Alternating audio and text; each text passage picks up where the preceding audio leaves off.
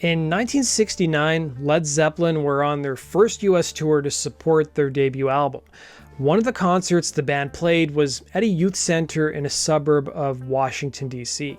At least that's what some people claim. There is no evidence that this concert ever took place, despite some people claiming to have attended the show.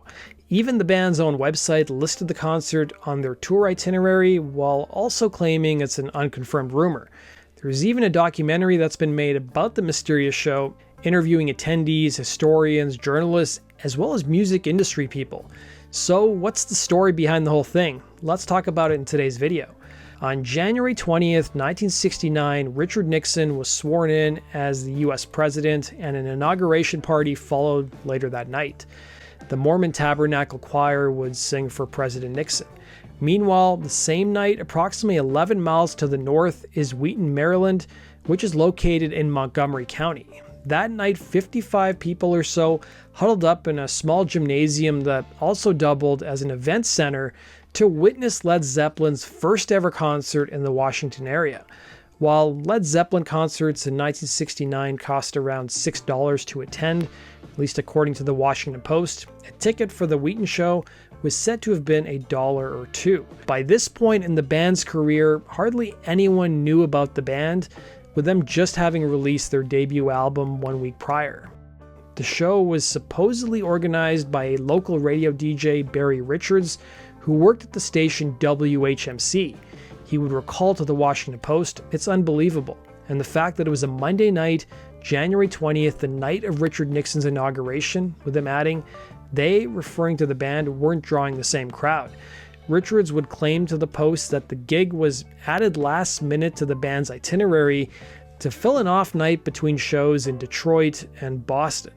That's maybe why no posters of the show seem to exist. As a result, Richards didn't have much time to promote the gig on his radio show. According to Richards, the band's manager, Peter Grant, was pretty pissed off about the lackluster turnout and blamed Richards for poor attendance, with him recalling to the paper, "He was angry. Out in the parking lot, he got in my face." Richards was scared that Grant might beat him up, so he gave the manager $100 for gas money. The Wheaton Youth Center wasn't a stranger to hosting musical acts, having previously hosted bands like the Faces as well as the Stooges. Several people claimed to have attended the supposed Led Zeppelin show. As for why there's no ticket stubs, it seems like the admission was paid for at the door, and attendees simply had their hands stamped. But Sharon Ward Ellis, the former director of the youth center, would tell the Post, "If Led Zeppelin was here, I don't remember." Louder Sound would profile one concertgoer named Adrienne Ledford, who attended the show. She claimed she skipped out on her Christian doctrine class that night, hitchhiking in the cold winter to make it to the youth hall. Earlier in the month, Led Zeppelin would play 3 shows in LA at the Whiskey A Go-Go, followed by 4 nights at the Fillmore West in San Francisco. Local filmmaker Jeff Krulik, who was behind the documentary Heavy Metal Parking Lot, would end up shooting a documentary about the mysterious gig in Wheaton.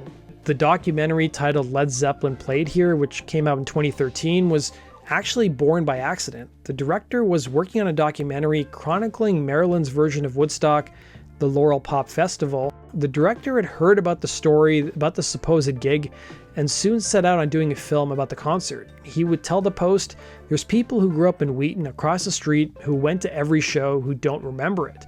The film wouldn't see an official release since Krulik couldn't secure the rights to Led Zeppelin's music, but he would end up showing the documentary at numerous film festivals. It just so happened a few days after the supposed Wheaton gig, local radio station WHMC started playing the song Communication Breakdown.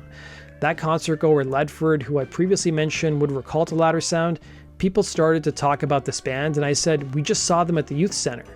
Then fast forward to 2009, Krulik would hold a 40th anniversary reunion event at the Youth Hall, or as the Washington Post would put it, a reunion of people who attended an event that may not have occurred. More than 100 people would show up. About half a dozen people at the reunion claimed to have attended the show, while the rest of the attendees were made up of curious fans, local musicians, collectors, and people who had just seen other shows in Wheaton. As for whether the band members have ever commented on the gig, guitarist Jimmy Page was asked about the show, but he couldn't recall it, while the band's touring manager had the same response. but LedZeppelin.com lists the Wheaton gig in the band's 1969 tour itinerary with the mention that it's an unconfirmed rumor. Surprisingly, Kulick himself isn't a fan of Led Zeppelin, but he was drawn to the folklore of the whole story. As for the building itself, the county would end up tearing it down a number of years ago, despite Kulick trying to save it.